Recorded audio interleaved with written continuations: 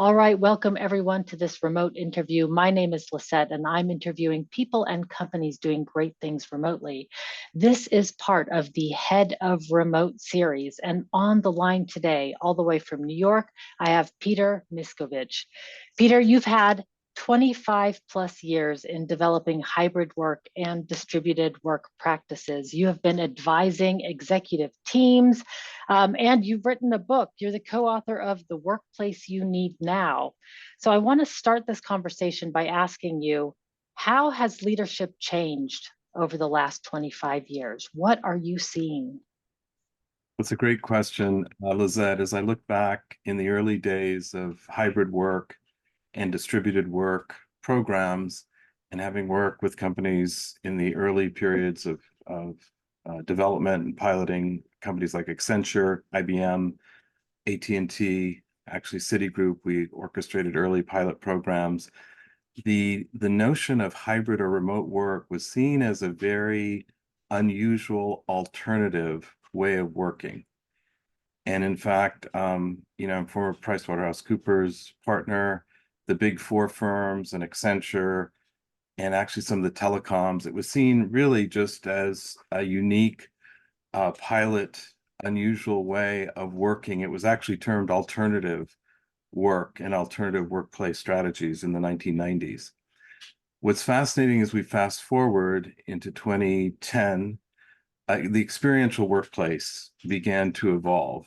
And we saw in Silicon Valley organizations, Apple, Google, Microsoft, in the tech world, the experiential campuses of the early 2010s brought a greater level of experience to workplace strategy and workplace execution. Hybrid and remote was considered part of that, but not really. It wasn't until the pandemic, March of 2020, when 3 billion people in over 3 to 4 weeks all went remote. And that pandemic experience was really a catalyst that accelerated, both from a leadership management awareness perspective, the value proposal and the validation that remote hybrid work could actually work successfully. So having been in the pioneering 25-year journey, it's a little bit of a, everybody talks about the overnight adoption of remote and hybrid work, but it's actually a 30, probably 50-year, development process. And leadership across all these organizations have had to migrate from what was a very location-centric command and control, 50 to 70 years of command and control in the office 5 days a week. I need to see you, I need to command you, I need to control you, I need to watch what you're doing. Everybody in the office 5, 7 days a week for some of my clients. That was disrupted beginning again in that 2010 to 2020 timeframe, and then accelerated in a significant way as a result of the pandemic. Now, as we look at 2023, 24, I'm working on a number of Workplace 2030 client strategies at present. We're seeing various forms of adoption relative to hybrid and remote work, and culture and leadership and management style all matter. And for some organizations, they are, if you will, taking a more conservative approach with a leadership style that will still have elements of 4 or 5 day in the office, potentially more of that, what I'll call conservative approach relative to work practice and work behavior. And then there's a whole cohort in the middle that are 2, 3 days in the office, 2 days, 1 day in the office, and they're sort of in that hybrid/remote segment. And then there are the further progressed organizations that are highly remote, embrace hybrid at a significant level. Those leaders and managers are very comfortable with distributed work and distributed workforce practices. And my sense, or my offering, is that by 2030, we'll probably see that all of this just becomes work. And some of these distinctions from a management, leadership, and workplace practice perspective will begin to meld, if you will. And we'll see, immersive, virtual, augmented reality working environments as well. 1 to 2 hours a day is predicted from our work with the World Economic Forum, where we'll be in immersive environments 1 to 2 hours a day. We'll be distributed in some form or fashion, 2 to 3, 4 days a week, whatever it might be. And there will be in-office presence or, other physical presence requirements as may be needed for human performance. So it's a complex landscape that's continuing to evolve. I think leaders have had a lot to adapt to post-pandemic, and most organizations are still grappling with the post-pandemic work and workforce and workplace challenges. So it's made the last 25 years a very rich and exciting journey from a career perspective, and it's actually richer and more exciting today than it was, 10 years ago, in my view, as a result of all that's going on. Indeed, there's a major shift, I'm thinking, from the old command and control location centric to a new way of leading that simply because it's not location centric anymore. It simply can't be command and control in a distributed environment. It doesn't work really. Now, one thing that you mentioned is this augmented reality, VR, immersive landscape. Are you really hopeful that it's going to be prominent by 2030? I think, I've been involved in virtual reality again for 20 plus years, early adopter Exactly. life, lots of piloting. And then we saw all of the excitement around Meta and the metaverse and the 2021, 22 investments that were made. But there are industrial applications in terms of training in immersive VR environments. I mean, hospitals are training surgeons today in these environments. Actually, executives are going through crisis management simulation in virtual reality at a very successful rate. We have a major banking client that over 15,000 of their new recruits are taken through a virtual reality orientation program. Again, that's very successful. So the mainstreaming of virtual reality, mixed reality, extended reality, it may take a few years. I also, Lizette, survived 4 AI winters, and there were those who thought that AI would never really scale until 2040. And then what occurred in November of 2022 surprised all of us with Right. generative AI. So sometimes these technologies take a long time to incubate, including, I'll add, the smartphone. I had early smartphones prior to 2007 that were all seen as huge failures. And then 2007, I had the first iPhone. It was the first breakthrough that would allow the iPhone to scale. And we're seeing the same thing, I think, with Gen AI in terms of that scaling. And we're going to see the same thing with mixed reality, immersive technologies, virtual reality. We won't be in the metaverse 7 days a week, 5 days a week, but it will be episodic and it will be a very enriching work and workplace experience. And I think there'll be some selective, investments made by various organizations to enable that here in the next 2 to 3 years. And we have clients that are already on that pathway. I have to say, I am so happy to hear that. I have been a big fan of at least virtual offices, which aren't even, quite mixed reality. They're just very basic things, 2D sort of realities. I've been a big fan of that sort of technology for ages. And so I'm so hopeful when I hear you say that. I'm also hoping for 2030. It's about time. So they're so helpful. As the next generation of leaders who have grown up with gaming, Lizette, I think this Right. shift will be also a generational shift as millennial managers, Gen Z managers. I think that will also allow for greater distributed work practice and immersive work practices. I love it. And I also think that with climate change, these types of practices are going to become more of a necessity going forward than, sort of a fun thing that people do. So lots of applications there. Would agree. However, I could go on for that, but that is not the topic of this podcast. So let's move on to this position of head of remote. Now, everybody has their own sort of image or description when they think of that. When I say head of remote, what does that mean to you? What is a head of remote to you? Well, as a long-term hybrid remote practitioner and leader, and then I've advised a number of Fortune 100 companies in development of their job requirements for head of hybrid, head of remote. It's really a leadership role that encompasses the leading practices for hybrid and remote work. That individual should probably have a strong background and he or she should have experienced hybrid remote work themselves, first prerequisite. Second, they should understand HR and talent and distributed workforce practices. They should understand technology and work process practices in terms of asynchronous work, the documentation and technology platforms required for virtual collaboration, for hybrid collaboration. So they really need to understand work. They need to understand the workforce. They need to understand the technologies that enable all of that, including the change management and behavioral practices. And then they also should have an understanding of workplace. And workplace can also mean understanding, what makes a good home office setup? What makes a good hybrid conference room setup?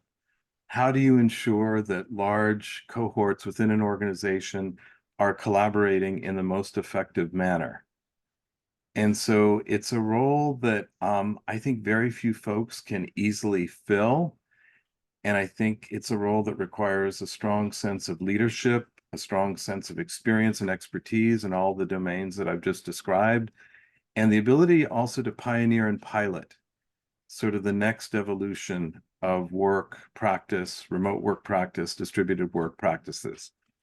So it's a very key leadership role, and I think having a strong human resource background is a good prerequisite, but it's not the only prerequisite. If I was to give it contextual framework. It does seem like quite a superhero that would be able to be good at all of those aspects of it. I'm just thinking like, wow, you have to be good at both work and workforce and the technology and the change management. So it's an interesting set of skills. Do you see it sitting in the operations, or do you see it sitting more in HR, or is it like in the leadership ring?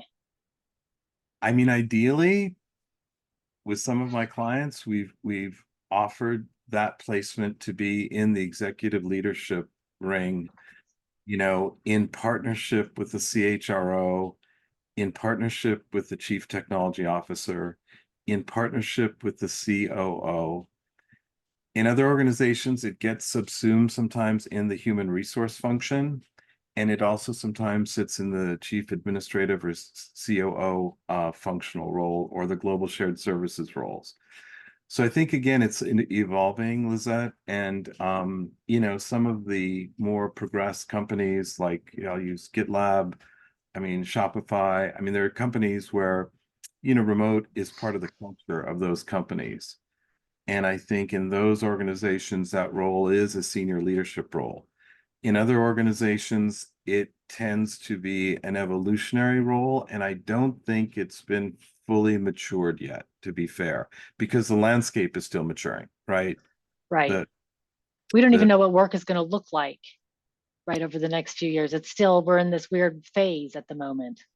Yeah, exactly. And I do think as, for instance, as Gen AI progresses and we see the intervention of generative AI, work process automation, what does that mean from a distributed work perspective? And could Gen AI or AI, multimodal AI, become a greater enabler for these work practices? And so here again, the technology evolution that's occurring will certainly have a big impact. I will also add, we've been on the liquid workforce journey for 15 years. And if we look at the freelance community and we look at distributed workers who are freelancers and have worked with Upwork and, Indeed and some of the larger, um, you know, contingent and liquid workforce platforms, how does that play into Gen AI enabled work, distributed work, full-time equivalent employees, hybrid work, distributed talent strategies? And it becomes a very interesting sort of four-dimensional work and workforce challenge that the head of remote or the head of hybrid work really needs to address fully as all of this evolves, if that makes sense. Yeah, it just sounds really big. So I'm thinking we've talked some about the skills needed. I want to dive a little bit into personality traits that you're seeing. What is important to have or to be able to work on oneself if you want to be a successful head of remote? I mean, I would, give the skills of resiliency, great communication, great ideation capabilities, willing to fail, willing to experiment, willing to be flexible, a very, very strong learning mindset and a very strong flexible mindset, in addition to a very strong communications background and a strong sense of empathy to understand both from a leadership perspective and from a talent cohort perspective, what are the real needs of your workers? And then how do we design the hybrid remote program?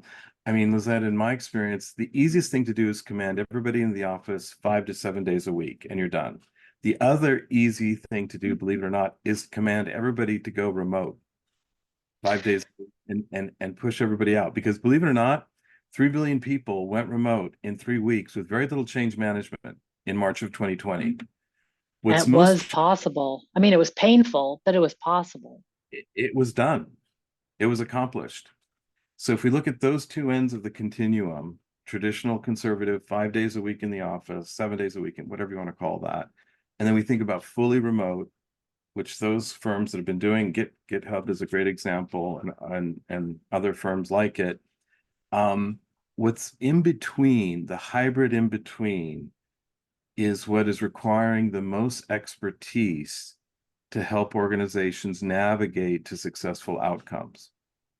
And your way of working versus my way of working versus others, to have that empathy-based work practice by cohort and to allow for individualized empathy-based work performance and human performance is really where the world is going, but it's a bit of a complex landscape to get there.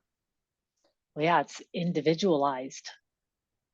Yeah, and if we think about consumerized healthcare, think about consumerized retail, can think about consumerized vacations. I mean, consumerized work. So we tailor your waking moments of work to be tailored to meet your needs. And how do we provision for that, both from a technology perspective, from a collaborative perspective, from a physical environment perspective, from a leadership and management perspective? That's a very, yeah, that's a very, very tall ask to do that effectively at scale. Do you see, so this position of head of remote is relatively new because the need, of course, is relatively new. Are many people adopting it, or is it just still really new? I mean, how are you seeing a lot of adoption? We've moved from it being, as it was, I was called an oddball for the early part of my career, and alternative. I have no problems being called odd or alternative. It's cool. It is what it is, Lizette. We've got the battle scars over many years of just persevering. So the pandemic proved that it could work at scale. And so where we are today, I think we're in the early phases of maturation and adoption. There is pushback, and we're seeing this in the tech sector. There's a lot of complexity still and controversy regarding hybrid and remote work. And so as it evolves, as we go into 25, 26, 2027, we will start to see, I think, a gradual adoption and maturation. So that by 2030, I'll just say this, is that we may not need to have this conversation, because similar to what I saw with the experiential workplace in 2010, it used to be to have a lot of collaboration environments in an office was thought of as unusual. And today that's a given. Right. Or the ability to work from home was seen as a luxury in 2005. And today it's a given. I mean, a mobile phone in 1996 was a luxury. Right. Right. So so this maturation process, it takes time.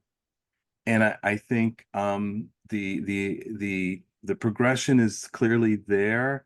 And if we're going to have empathy-based, high-performing workforce cohorts, remote and hybrid needs to be part of that offering, because it's been proven, and for the sustainability elements that you mentioned, it's been proven to be effective.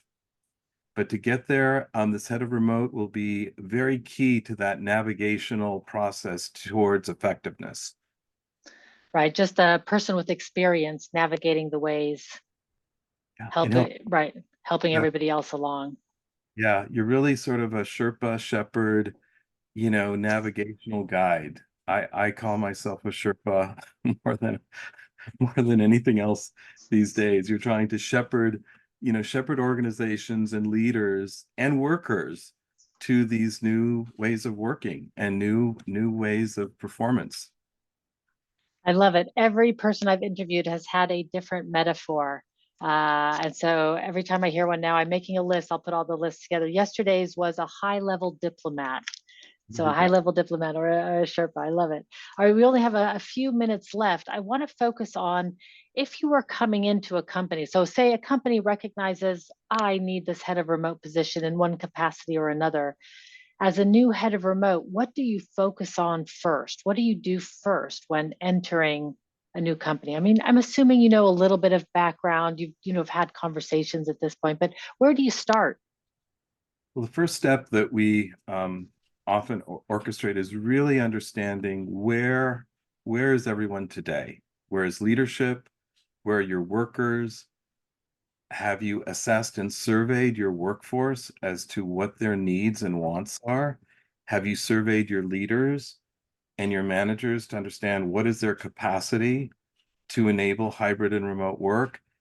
Have you assessed your technologies and your work practices? So our first step in the journey is to really diagnose and assess the current environment fully in a comprehensive manner. And then from that assessment, to begin to outline with leadership what are the guiding principles? What is our vision for remote hybrid?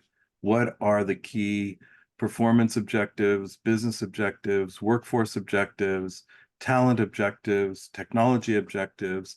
What can we invest in hybrid and remote work? And what is our expected return?